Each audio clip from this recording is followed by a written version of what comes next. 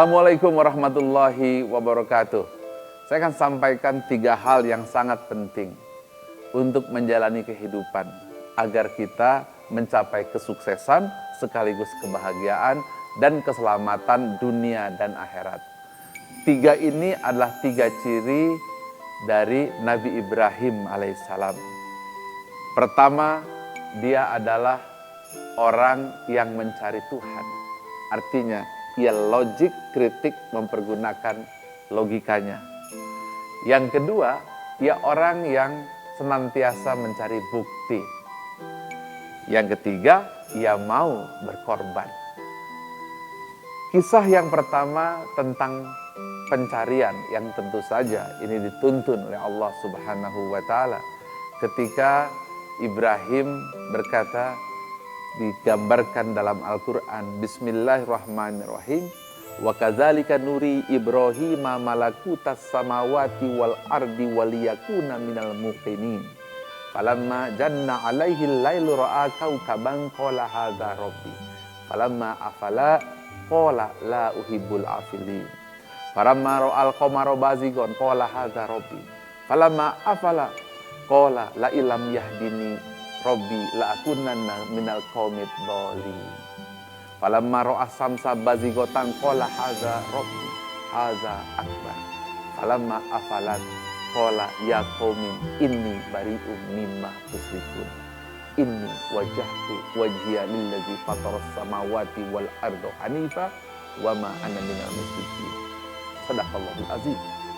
Kisah ini tentu banyak orang memberikan tafsir yang berbeda-beda, tapi izinkan saya mengambil satu tafsiran tentang bagaimana proses logika Nabi Ibrahim alaihissalam ketika beliau mencari tentang kebenaran, yaitu melalui pembacaan alam.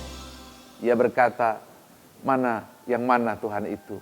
Ketika melihat bintang tenggelam, dia berkata, aku tidak suka yang tenggelam. Ketika melihat rembulan pun tenggelam, aku tidak suka rembulan. Ketika melihat matahari, dia mengatakan, mungkin ini. Tapi ketika matahari tenggelam, dia mengatakan, ini bukan.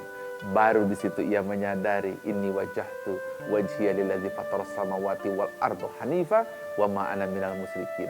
Dia cerita kepada kaumnya, dia cerita bahwa kami bukanlah termasuk orang yang musyrik. Artinya kita harus mempergunakan pikiran kita. Jangan menyembah rembulan yang mungkin lembut memberi kedamaian, tapi akan sirna. Bukan juga bintang-bintang mungkin yang pada bahu kita yang tinggi menunjukkan kebenaran, semua sirna. Bukan juga seperti matahari yang memberikan sinar, seolah kita yang memberi kehidupan, semuanya sirna binasa kecuali Allah.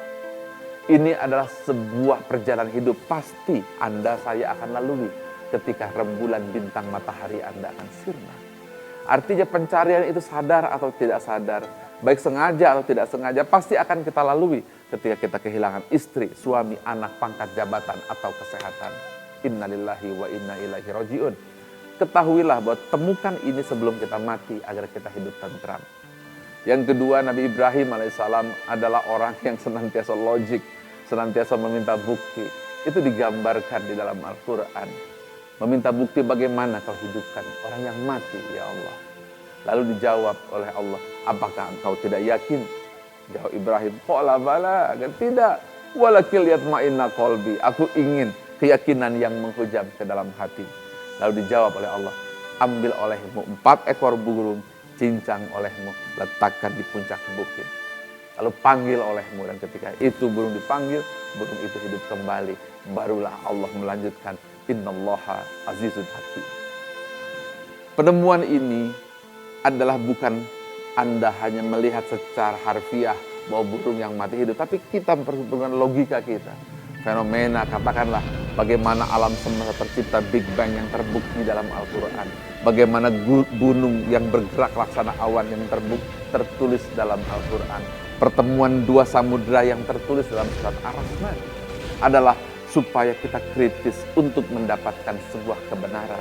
Setelah Nabi Muhammad SAW tidak ada lagi Nabi kecuali beliau yang telah diberikan mukjizat Al-Quran. Mukjizat Nabi bukanlah ketika Anda melihat Laut Merah terbelah, tapi melihat Al-Quran terbukti di hadapanmu, dan kita tersungkur dan bergetar hati kita. Seperti Allah katakan dalam Al-Quran, innamal mu'minuna allazina iza zukirallahu wajilat qulubuhum wa iza tuliyat alaihim ayatuhu zadathum imana wa ala rabbihim yatawakkalun.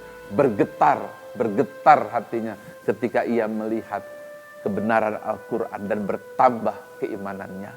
Bahkan tidak tanggung-tanggung Allah mengatakan, lau anzalna hadzal qur'ana ala jabalil la ra'aita khashi'an mutasaddian min khasyatillah. Ketika Quran itu diturunkan kepada gunung, hancur lebur gunung itu, terpecah belah. Itulah peringatan bagi orang yang berpikir.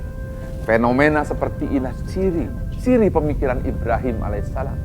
Namun yang ketiga yang terberat adalah mau berkorban untuk mendapatkan ketentraman, kebahagiaan, dan kebenaran.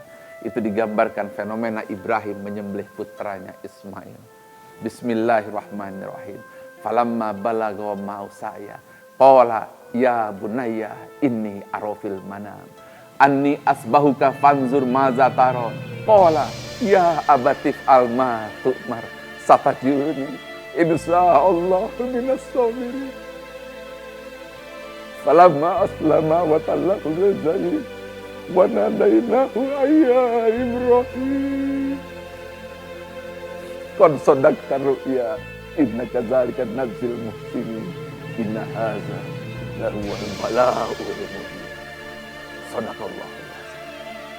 Ingatlah ketika Ibrahim bermimpi menyembelih putranya Ismail. Lalu Ibrahim berkata kepada Ismail, aku bermimpi menyembelihmu. Dan Ismail berkata, lakukanlah, ini perintah dari Tuhan. Dan inilah ujian yang nyata. Semoga kita termasuk mendapat hikmah kisah Ibrahim. Orang yang mencari, mendapatkan bukti, lalu rela berkorban. Jawabannya, la ilaha illallah. Assalamualaikum warahmatullahi wabarakatuh.